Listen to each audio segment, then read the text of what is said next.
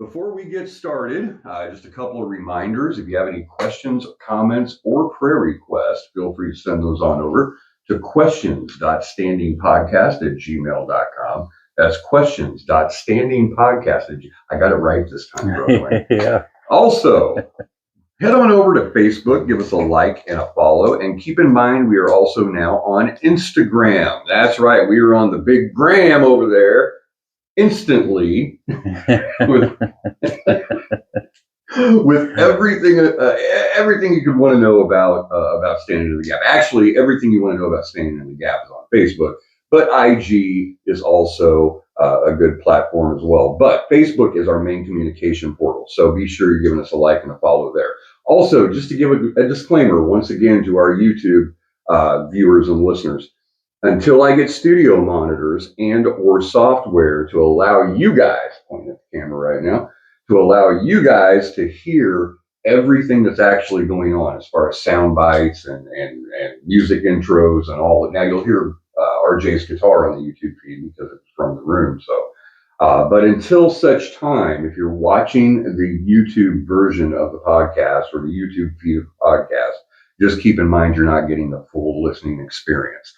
You're not getting in on like the sound effects and really the quality of the mics. We're using lapel mics for the YouTube feed. So we do plan on updating that, but just keep that in mind. And also generally the YouTube videos are first hour only. I'll usually cut those off at about 60 minutes in, simply for upload time and to keep things trimmed, to trim the fat, if you will. So just keep that in mind.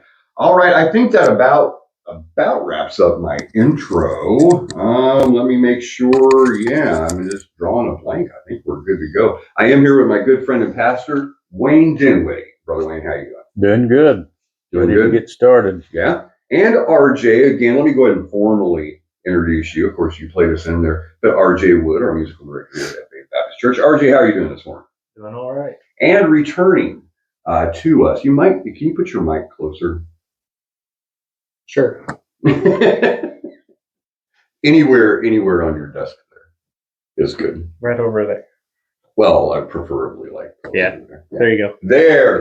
Now I can hear you, man. That is much better. All right. Well, we will go ahead and jump in, Brother Wayne. I'm going to turn it over to you.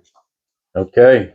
You didn't say anything about what's on the table today. Well, from my understanding, because the reason I didn't is this could go in about 80 different directions.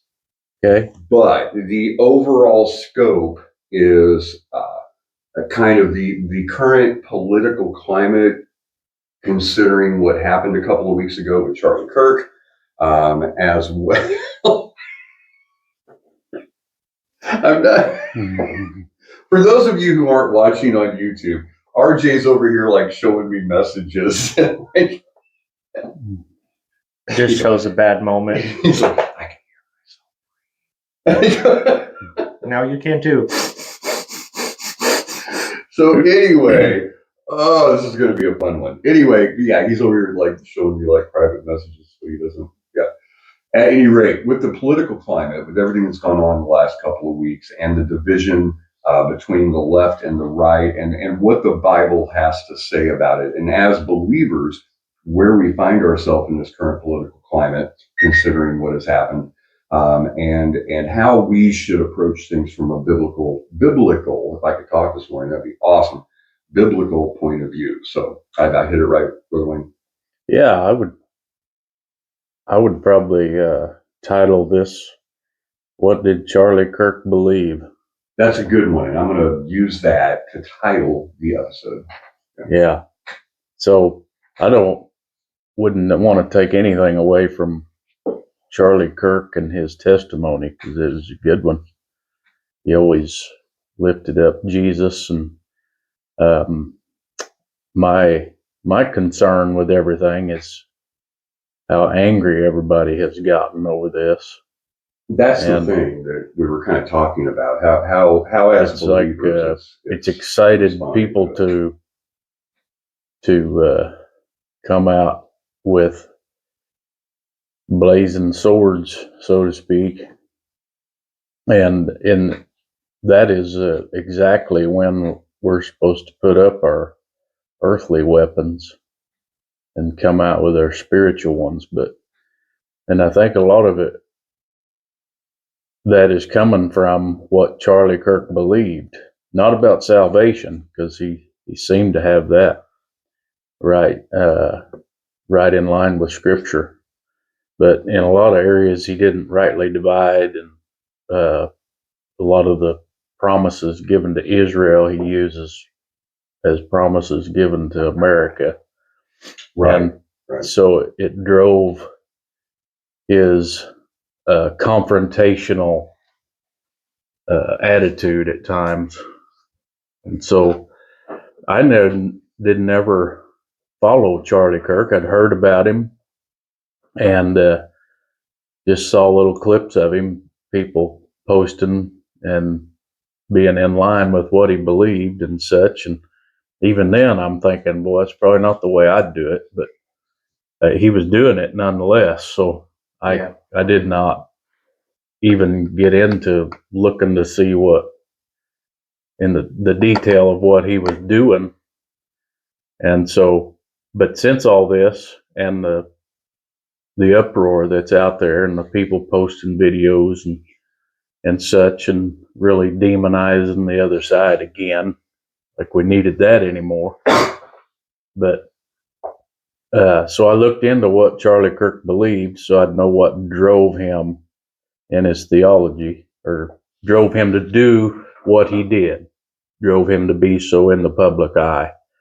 And so Charlie Kirk believed in the 7 Mountain Mandate, and that's a far-right Christian political ideology that calls for believers to take dominion over 7 key areas of culture to usher in a global Christian theocracy. That's what he believed. And he believed he was right by doing that. You know, he wasn't being deceptive in any way. Right. He wasn't. He just had not, or maybe he was following the wrong people. I don't know. But those 7 areas or 7 mountains are business, education, family, government, media, religion, arts, and entertainment. And followers of this movement believe that by taking control of these cultural areas, they can prepare the world for Jesus Christ's return. This is why Charlie Kirk was a supporter of the Pope or the Vatican, whatever he was in high hopes that the Vatican would bring about a golden age of Christianity. And he said those very words. But he just, by listening to his belief system on Christ and what Christ did for him, I think he is just was misinformed in how he's supposed to carry out that faith. Because it would be easy for me to be like Charlie Kirk. Mm-hmm. I until I realized what it didn't do no good for God's kingdom, you know, I was very confrontational, and I'd take it as far as I needed to. But I pushed more people away than I ever drew in when I was that way. And so that ideology, like what his ideology was, it blurs the lines between faith and authoritarianism. Jesus called us to serve the marginalized, not conquer them. You know, and I understand the standing up for things. It's not, I'm not going to go against that at all, but we're to change the heart, not the hands. Changing the heart is what will change the hands. You change the hands without the heart, then what are you changing? You know, you get Pharisees. Yeah. Jesus said, "Learn of me, for I'm meek and lowly." You never see anyone trying to kill Jesus except for the religious of his day. There was no assassination attempts except from the religious. the ones that were Right. threatened. And so the same way the religious today say, if your pastor is not into politics, he needs to be kicked out because he's a coward. Well, I don't believe that. It's very easy for me to get in the flesh and preach politics because I've done it. I want my kids to be safe and be able to go to Walmart without seeing two guys or two girls holding hands. But if it's made a law that they don't have this liberty, then how do we know who needs the Lord at all? And then Yeah. Christianity is just an oppressive authoritarian, just like every other religion has been in whatever society. I believe America at its best should allow people to do what they think is right until it directly affects another. One of the Baptist distinctives is, in the I in Baptist, is individual soul liberty. So it means every soul's answerable to God alone when it comes to their faith, not a pope, not a system, not an organization, a convention, a fellowship, an association, or any other human being. Individual soul liberty when it comes to faith. Now, we have to have laws and stuff put in place. It's not anything that will harm another person. And we can't have anarchy, of course. Anything that will harm another person has to. That's why, like homosexuality, the going after somebody in a homosexual way should be illegal. We do have laws about that, but individual soul should be able to make that decision. Well, I believe we should influence them. Mm-hmm. Right. Our lives should influence it. But if we don't know if they're in hiding and can't have their individual soul liberty, we don't even know who needs evangelized. Right. We don't know who needs the love. We don't know who's hurting.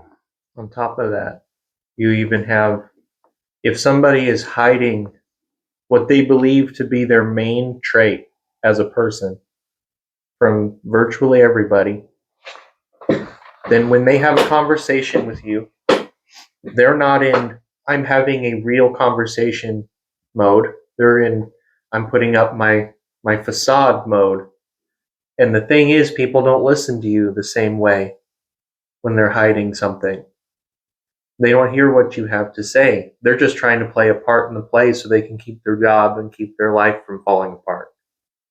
But if you have somebody that feels that they can openly live the way that they think they should, well, now they can have a real conversation about real things to them, even in disagreement. There doesn't have to be a hiding.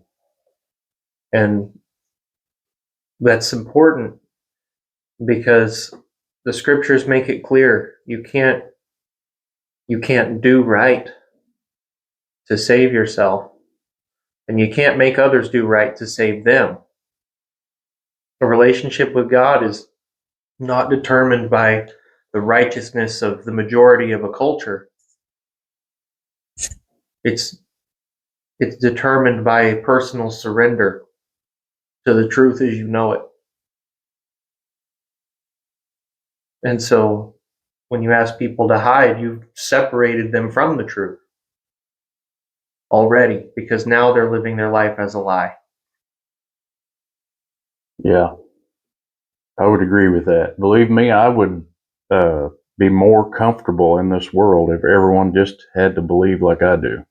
Well, yeah. Yeah. I mean, We would never have to worry about going out here and being taken advantage of. We wouldn't have to worry about our kids seeing stuff they shouldn't see. Mm-hmm. That's That's the life that's would the be motivation easier. of the shooter. Yeah, It would be easier if everybody just thought like we did. yeah. And so it'd be more profitable and easier if everybody believed like I did. well, yeah.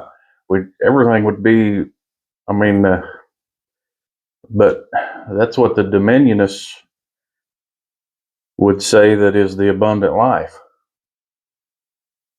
That's what they believe is the abundant life. Yeah. Everybody raking in what the Christian nationalist life will bring, good Right. economy, thick pockets, and everything. And I'm not against that at all. Yeah, money in and of itself is not inherently evil or having nice. It's it's not that God doesn't want you to have nice things. It just popped into my head the whole. This is why we can't have nice things. I was thinking the same thing. It's not that God is opposed to that, but you have to have your priorities straight. That can't be your motivating factor. Yeah, for what you do. One of the ways that we are able to advance God's kingdom is by giving. Mm-hmm. So if we can do something that's profitable to where we can give, there's nothing wrong with that. It's this idea of that's what it's all about. Right. That's the abundant life. That's not what Jesus meant. No. He said, I have come that you might have life. The wicked one has come to kill, steal, and destroy. Well, a lot of these dominionists are stealing from people, mm-hmm. In their business deals. Mm-hmm. Stealing from, figuring out ways to keep from paying taxes and things like that. So, I mean, he's not even talking about that there, money in the abundant life. Mm-hmm. He's talking about the life that he lived. Mm-hmm. The one that, though his end didn't look so well, he was looking at the future after his end on this life, and that's what drove him to live the life that he lived. Mm-hmm. He knew he was going to be on a throne later if he did everything right here, if he, minded his P's and Q's, which we know he's God, but still there was the possibility of him not doing it, or else God wouldn't said, you're faithful. You have shown yourself faithful to his son. Well, he's God. Of course he's going to be faithful. Yeah. But there's something to that, that for the joy that was set before him, he endured all those things and didn't lash out, didn't act according to what he knew was going to happen to him. He acted according to what he knew was going to happen later. Right. In heaven. And so that's the abundant life, is being able to go through this life with your head held high, not in pride, but your head held high, that your whatever you go through is for his honor and glory. And the fact that you don't have now what you want is not your circumstances can't rule your happiness or your joy. That's what he meant by abundant life, because he said, in this world you will have trouble, especially if you try to live for me. Well, and most of his most encouraging, how do I put this? Most of Paul's most encouraging words and things that he had to say about his peace of mind, and they were written from prison. Yeah. So he's not talking about, what's the verse I'm thinking of? Wherever I find myself, therewith, I'm butchering it, but therewith to be content. Mm-hmm. He wrote that from prison. And some of his most encouraging, for just lack of a better word, I can't really think of another word for it, but some of his most encouraging words were written from a prison cell. So the Bible's not speaking about worldly material blessing per se. It's talking about something bigger and beyond that. Yeah. So I was so on board with that kind of thinking when Trump first came to running. I jumped on that Trump train. I even voted for him every time. Because even when I saw Christianity taking on the image of nationalism, I still believe as long as we have the freedom to vote that we should. I just think sometimes that we need to think about how we present things. Agreed. Yeah. And I believe people will stop trying to kill us, stop trying to assassinate us, if we are more like Christ. Mm-hmm. The religious, the Pharisees were the political and religious head of the day. And they are the ones that tried to they did kill it. Mm-hmm. They killed this voice. Yeah. Jesus. Yeah. No, they absolutely. Yeah. And so nobody else was trying to kill Jesus. They wanted to hear him out. It was interested them. They wanted to see what he was going to say next. They wanted to find him the next day and listen to him. Now, granted, most of them didn't believe while he was on earth, but after he rose from the dead, Mm-hmm. I guarantee a lot of them was the ones that came to know him. If you die and then you're up walking around 3 days later, that's pretty convincing, man. I'm going to maybe listen to what you have to say. Yeah, and even the ones that just saw his disciples and how different they were. Mm-hmm. They went from being the religious, prideful nuts to being actual loving and caring after the fact. When Jesus told Peter, when thou art converted, strengthen thy brethren. Well, that's what he was talking about. When thou art converted from what? When he'd been walking with Jesus for 3 years. What do you need converted to? Mm-hmm. That position, that perception of things. Right. Peter had to be converted from this is all about religion and politics to it's all about the kingdom of Christ. Yeah, because Peter's a perfect example. It just clicked for me when you said that. Peter's a perfect example, really, of what we kind of see now. He was all he thought Jesus was going to come in and establish his kingdom and they were going to take it by the sword. And that's kind of what we're seeing now. So Peter's kind of a really good example of that. Yeah, well, that's the dominionists. That's their ideas to control all these areas. And listen, it would be easier life if that's the way. That's what Israel wanted. They didn't want to have to deal with Rome. Right.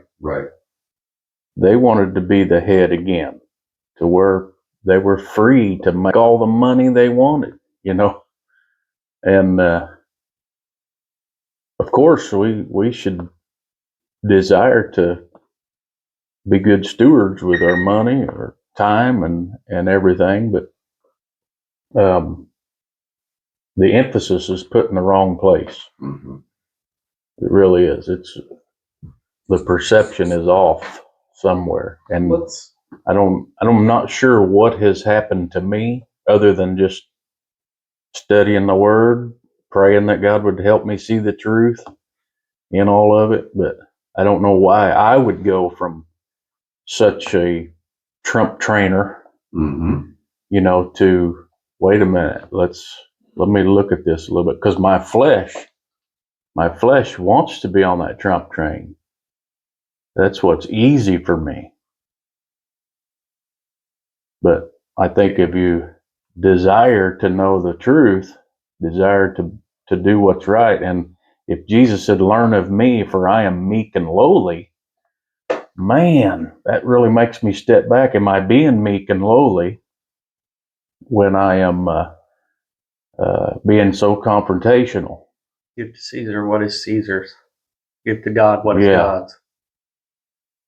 Yeah, so when Jesus said, occupy till I come, this is another thing that Charlie Kirk was big about. to occupy till I come. Comes in that parable with the 10 talents. Mm-hmm. And Charlie Kirk would say that's with money. But we know it's a parable. He's using that to convert into spiritual truth. Christ was. But Charlie Kirk would say that has to do with the money that God's given you. And if you go and hide it in the earth and don't try to multiply it, then you're a wicked servant, which it's talking about that spiritual truth, which I believe he did too. Mm-hmm. He was very open with the gospel, what Jesus Christ had done for him. So definitely did that too. But the apostles said, silver and gold have I none. What I have give I thee. Mm-hmm. And so I think we have a great opportunity to where we can make money. We can give to the kingdom for the purpose, for the cause. But when that becomes the focus, then the gospel is quenched. I really think that. Well, and I don't want to put you on the spot, RJ, but allow me to put you on the spot. Okay. When Chelsea was your wife, Chelsea, and my wife, Wifey, they were talking, and that's actually her name if you look at her birth certificate. Okay. Wifey. Okay. Yeah. At any rate, back on track. Chelsea was telling Janelle when she found out that you were going to be on the podcast that it's for this episode that it kind of surprised her because you weren't a Charlie Kirk fan. And I was telling Brother Wayne that's kind of one reason. Of course, I wanted to have you back anyway, but that was one reason I really wanted to have you on this episode. And secondly, and like I say, not to put you on point, I know that you and myself and Jason, one of our other members here, were having a discussion a few months back. And correct me if I'm wrong, but I think your main point of contention wasn't what he necessarily had to say, but the way he presented it. Am I correct? Yeah. Okay. Yeah. Something that I would say that me and Charlie would have in common is that our views are not often as simple as they seem. Like to try and draw conclusions about one statement doesn't work that well. So what I had seen before he had been killed, maybe I just walked into all the wrong clips or something. But I'd watched him kind of talk to people like they were stupid. And there was one interview where this girl had come up and he was talking to her and he was trying to make a certain point. And it would have been a good point to make. He just but whenever he would ask her questions, he was expecting a different answer and she would give another answer. Like for instance, it got to the point where he asked her if she had a good relationship with her parents. Now, if you look at her, if I remember right, she's got some colored hair, like blue and green highlights or something. And there's piercings in different places and things like that. And, Charlie and everybody else is expecting a no, but she said, yes, I have a great relationship with my parents. They're helping me get through college. Mm-hmm. And then it was like he started looking for other ways to kind of question her character like that. And what I want to say about that is that I don't think that makes Charlie Kirk a monster. It was just, it made me uncomfortable. Right. And I also realize, too, that I'm not going to college campuses debating every day. And I know for a fact that I would mess it up, too. Yeah. Oh, I would be. Definitely. So it's not that I hated him or what he stood for. No, and I didn't. If I implied that at all, I mean, apologies to our listeners, apologies to you. Yeah. That's not what I took away from that conversation that we had with Jason a few months ago was not that you dislike Charlie Kirk in any way. You just of course, Chelsea had said that you weren't a Charlie Kirk fan, but I think it comes from an angle or a space of just how he presented it, how he approached it, and it was more his delivery and not the message. Yeah. And on the other side of it, there's times that I've seen him deliver things just exactly how I thought they should be delivered. Mm-hmm. He went on a podcast, the whatever podcast, and I've seen clips from that. And, he's surrounded by OnlyFans models telling them that he thinks that marriage or that sex should wait till marriage, that having children is the highest calling in a family, and things like that. And he was very gracious with them. He treated them like they were human, even after they pushed back. Yeah. They push back against him and they talk about how much they love what they do. And what was interesting, and this is kind of beautiful to me, when there was a moment where he came up and he said,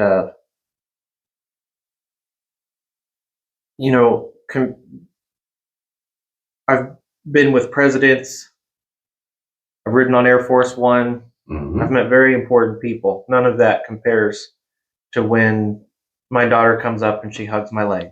Mm-hmm. Like, that's the greatest joy in my life.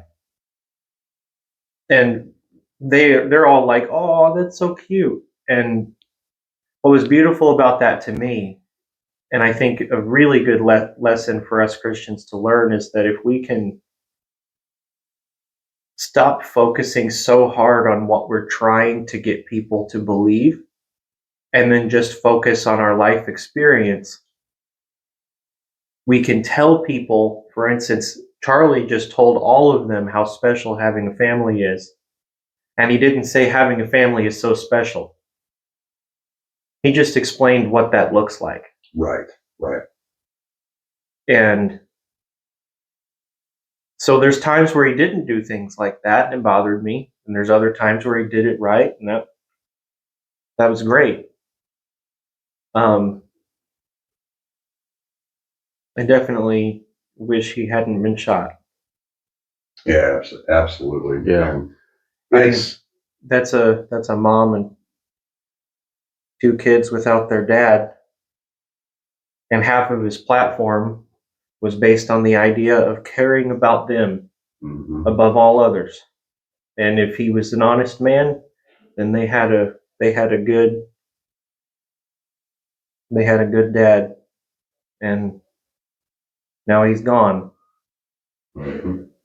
Because of largely, we wrestle not against flesh and blood, but largely due to political ideology, which is kind of what you were talking about, Brother Wayne, is you can get caught up in this political ideology and end up way farther down the rabbit hole of it than you really realize that you are. When we were talking off air, Trump's first term, I was a Trumpster. I would back Trump 1,000%.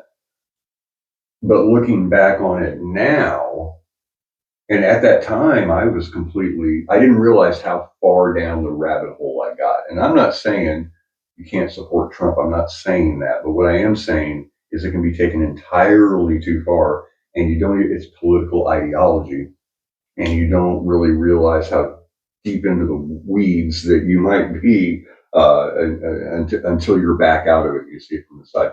And I'm with you. I think as believers, I'm not saying that preachers can't preach and comment on political issues, because they're the issues of our day, and I get that. But we have to, we kind of almost have to stand outside of it and look at it from a different point of view. We can't really stand in the midst of it and try to get a clear view of it. We have to step back out. And I think as believers, we need to maintain that position of, from the outside looking in, and how we can address the issues that are within that ideology, and how we can avoid the pitfalls and the traps of becoming part of that ideology. Man, that was a lot to say this early in the morning, man. We've got plenty of time here. We are not far in at all. If you guys don't mind, I would like to take just a second. I pulled up this video. It says, "Why believe in Jesus Christ?" Wait, real quick.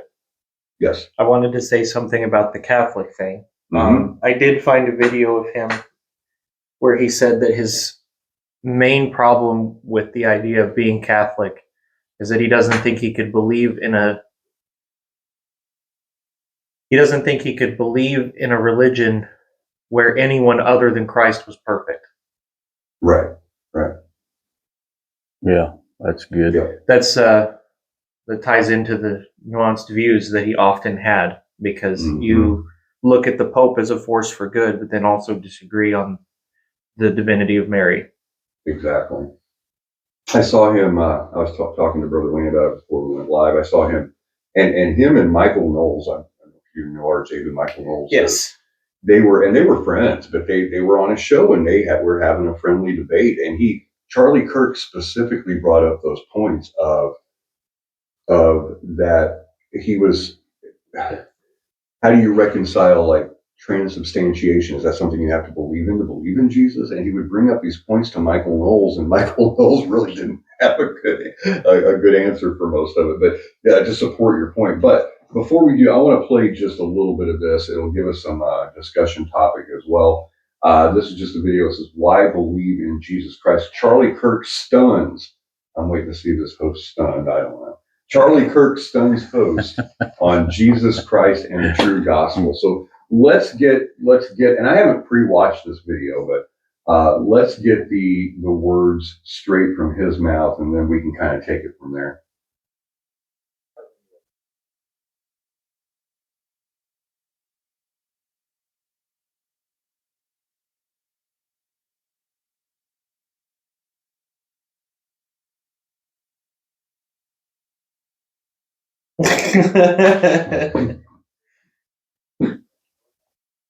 And that noise you're hearing is background noise on the video.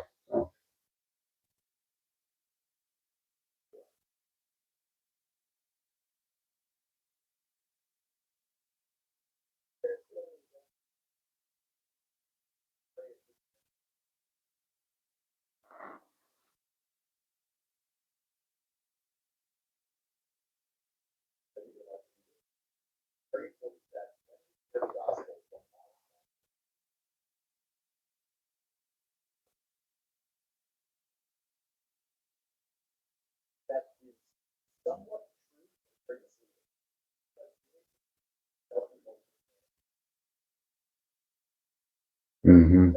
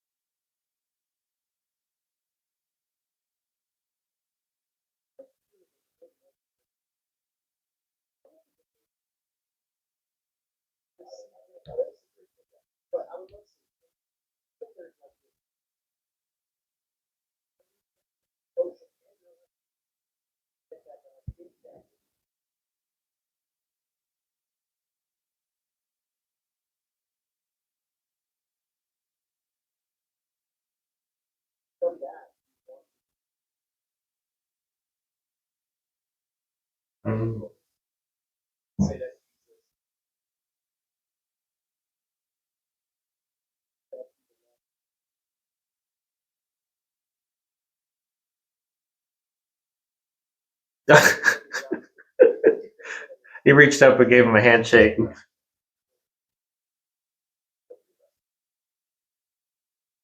And we can jump back into that. I don't want to play the whole thing, but thoughts.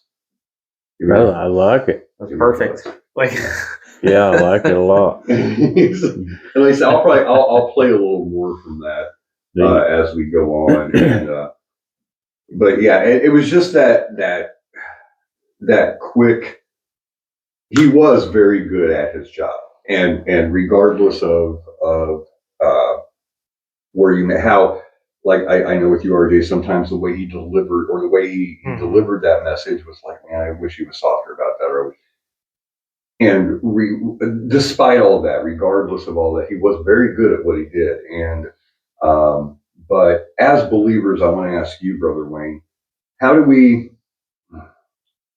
what do we do with that? What do we do with Charlie Kirk's message, the way he delivered it, what he's just said here that we listened to? What do we throughout this whole thing, the last couple of weeks, and the political division and everything that Charlie Kirk stood for, the things. How do we process and what do we do with all that as believers? I know that's a big plate full of a question there. It is, but we just did a show on denominations. You remember that? Mm-hmm. And which you need to listen to that, by the way. That the was main season 2 episode. The goal was not to point out everybody's difficulties and leave it at that. The same here with Charlie Kirk. I told everything about his beliefs and why it drove him to do what he did. But my closing comments are Charlie Kirk wouldn't have went in the public eye if he didn't have those beliefs. Right. Yeah. Right.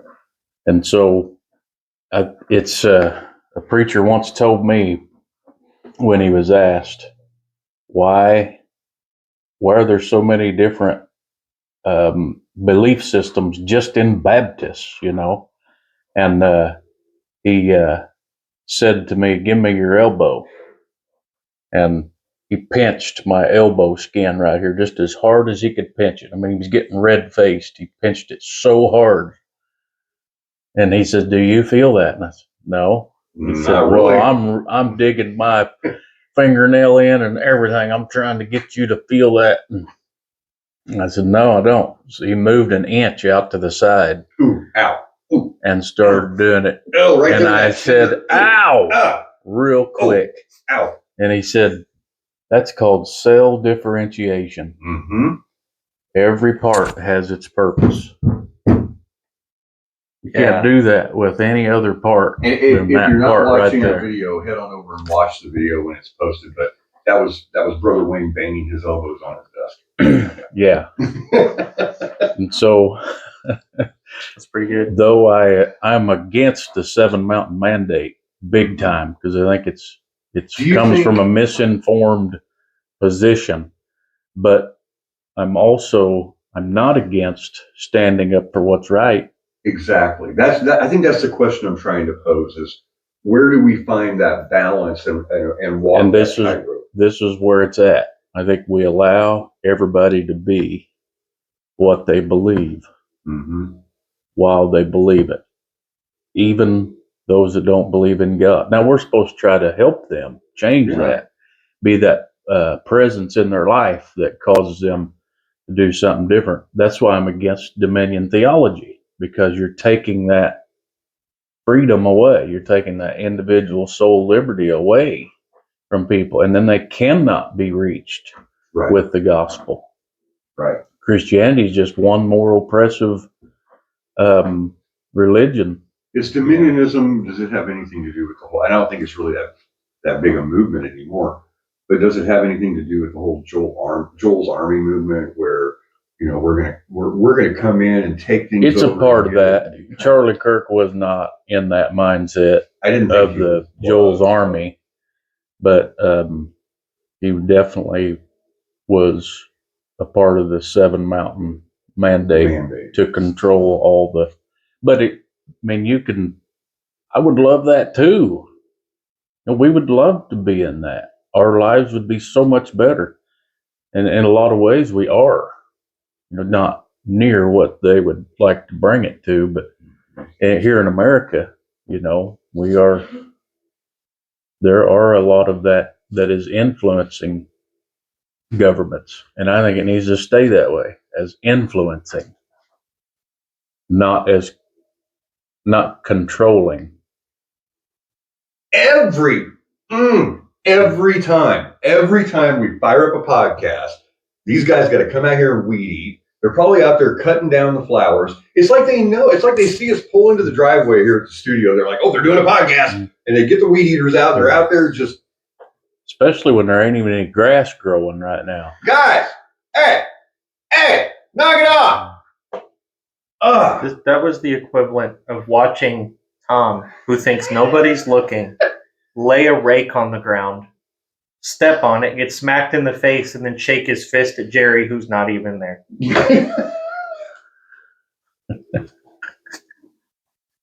I can't get through an episode without the weed eater. I can't. I just can't. It's become such a staple of the show that I know our listeners are probably like, "Where's the weed eater?" Like, yes, it's silliness, but it's become a staple of standing in the gap at this point.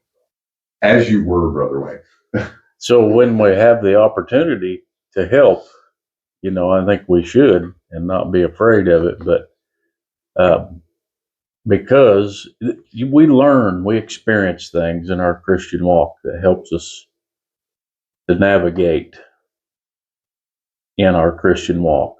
And to just talk about what Charlie Kirk does not believe the same way I do would be to ignore his message. Right. And so I definitely don't want to do that. And I also want to use this as a platform for unity rather than division in the cause for Christ. Right. We can all, just like in the denominations show, we talk about how everybody seems to have their place. Some people do this better, some people do that better. Mm-hmm. And the way that they believe things causes them to do that better. And so the entire body of Christ, though it's played out in little local bodies, local churches, the entire body of Christ can work together to bring about the cause, because there is coming a day when Christ is going to come and take back dominion, but it's not going to be because we've gotten it ready for him. Right. At least what I believe. It's going to be because of we have gotten so far away from him that there's no faith left on earth. Faith is going to be non-existent. If there be 50. Jesus said, "Will I find faith when I return?" And so we see things getting worse and worse all the time, and it's supposed to be a drive to be more individual evangelists. And I think what Charlie Kirk was doing would help us do that in our individual lives. But if we misapply it, it will harm us. Yep.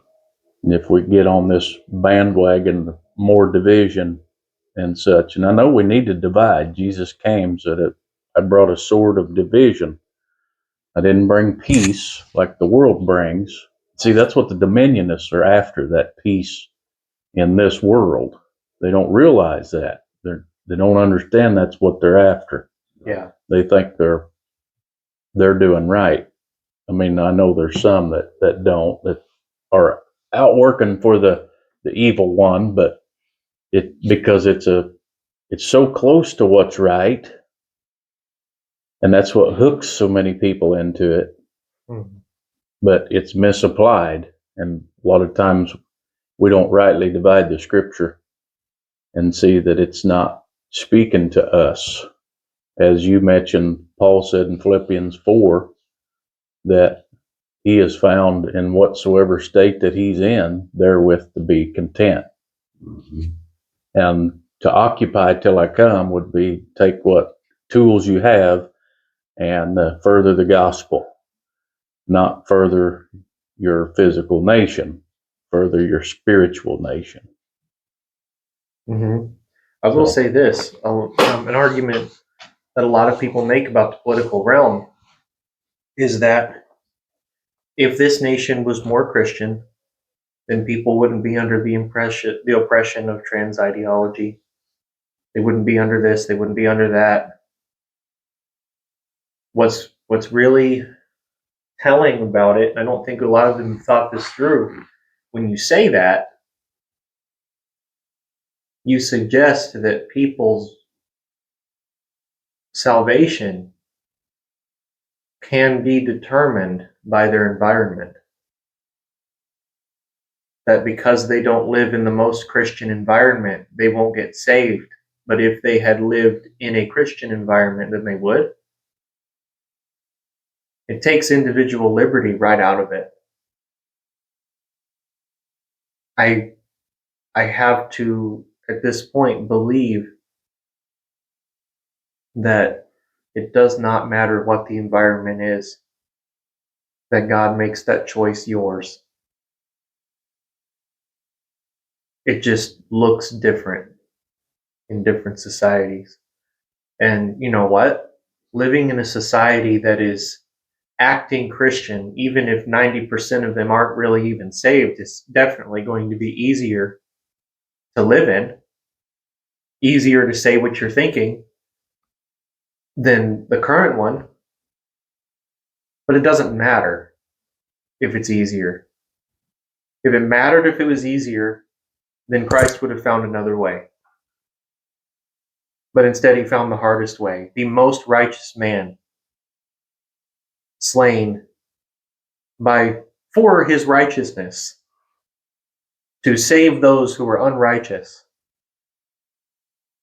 That's the hardest thing. There is no harder circumstance than that.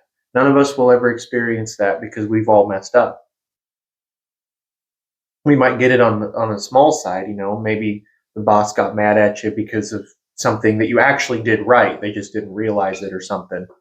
That hurts. That's a pretty deep hurt, unless you know how to take it. Christ was just murdered by the very people he came to save and give a free gift to. So then if I think that the government determines whether or not people are going to be able to become Christians, then of course I would fight for a Christian nationalist government.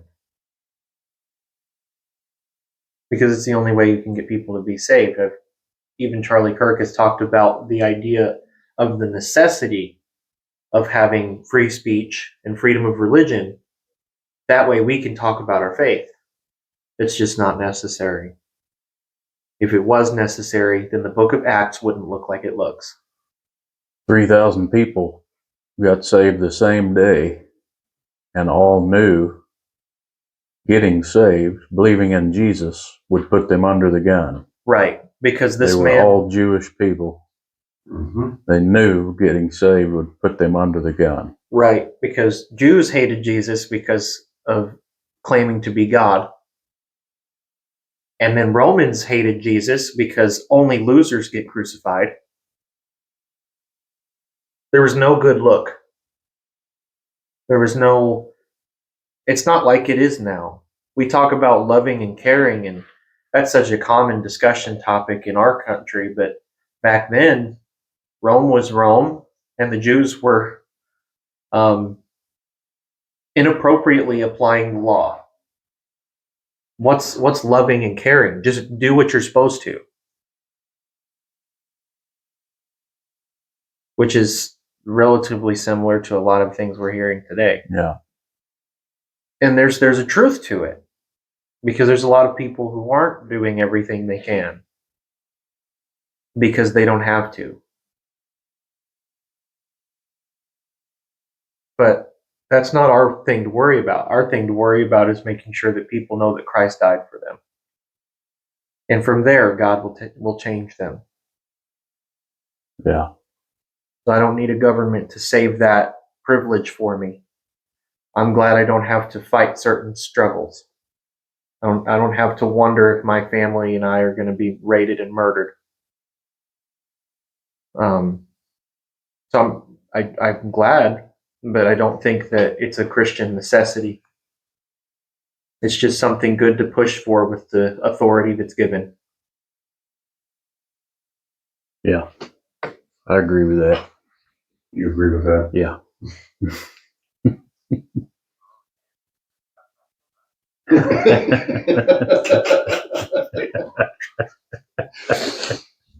I've been sitting here with my finger on that button for just waiting for the opportunity. Yeah.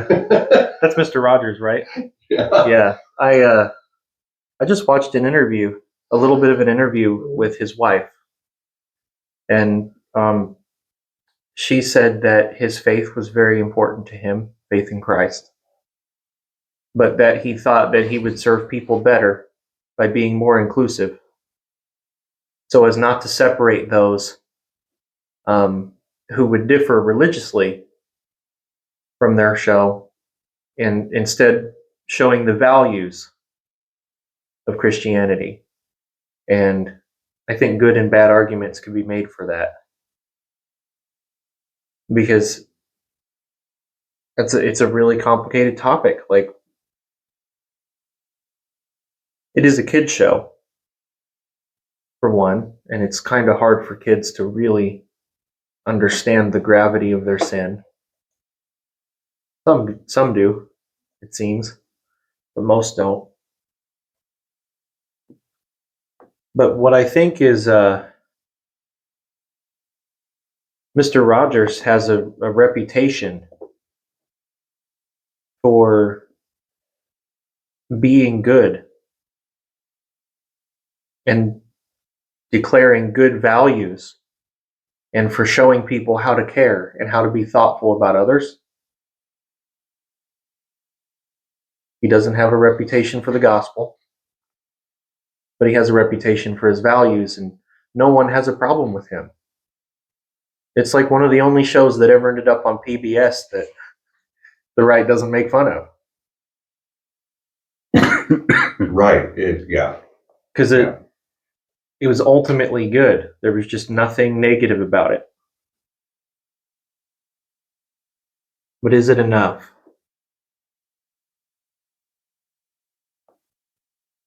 If we can tie those values that people have heard of to Christ, then it probably was. But if there's no Christ, then no value is going to save you. Let's go ahead, while we still got a little bit here. Let's jump back in just for a moment and hear what else Charlie Kirk.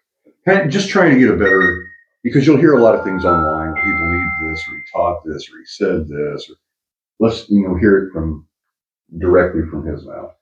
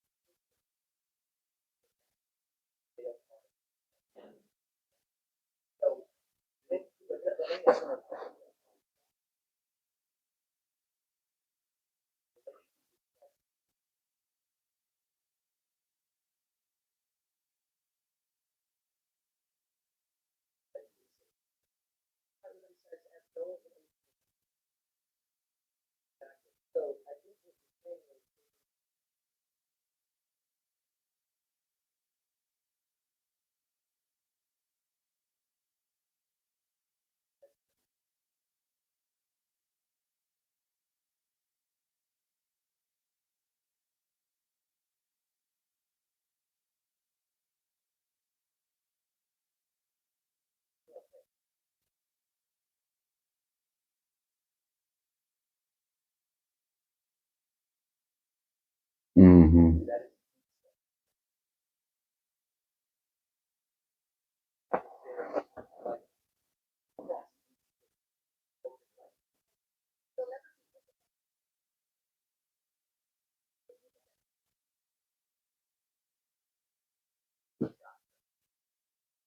So, what are your comments? That's really good.